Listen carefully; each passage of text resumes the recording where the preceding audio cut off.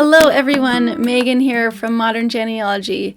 Today we're going to do one of my favorite things, which is to use Google Maps to search for the addresses of your ancestors and see if their house is still standing. It's going to be a short little video, but it'll be fun for you to try out. Okay, so first off, this does take a bit of trial and error.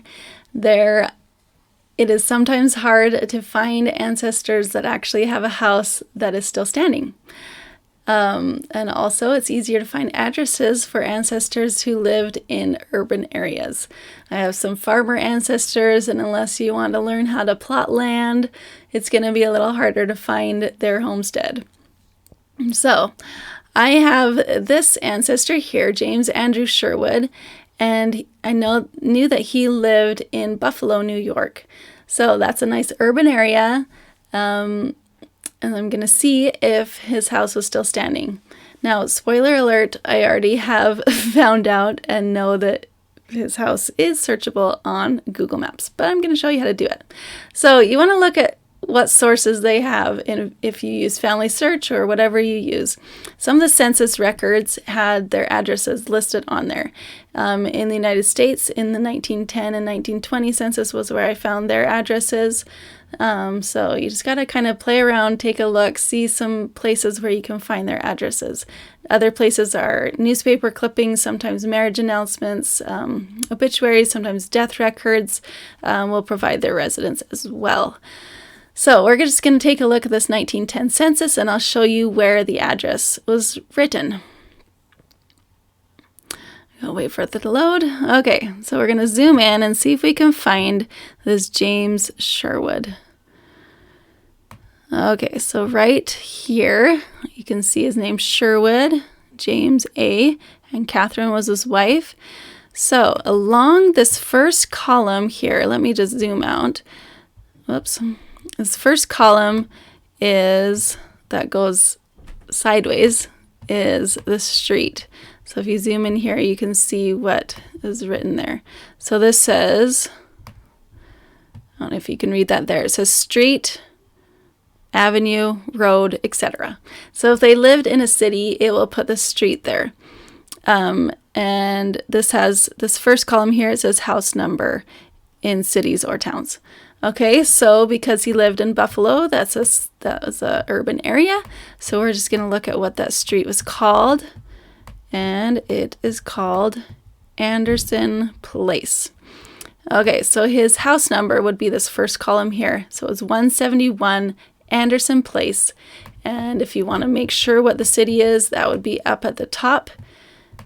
It is Buffalo City, New York. Okay, so now you just go onto Google, or you can just type it in your bar here. So it was 171, Anderson Place, Buffalo, New York. Okay, and if you're lucky, it will still be an address and it will still be findable on Google Maps.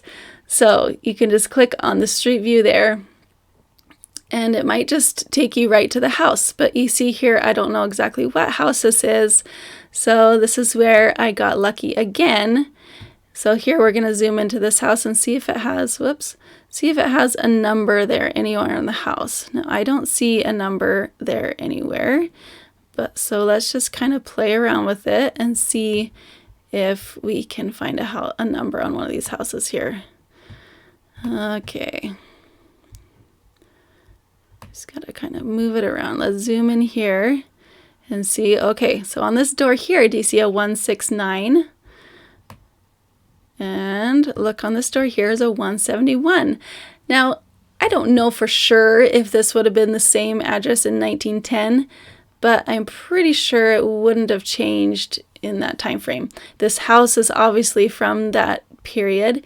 Right now it is a duplex, it looks like. I don't know for sure if it was a duplex then. This door looks original, but that one doesn't. So I don't know for sure if this was his house, but it is possible. If it wasn't this one, it was one of these ones that look similarly. So that's just kind of fun to see what their house might have looked like. If you want, you can take a screenshot of that and then upload that to Family Search or save that for your documents.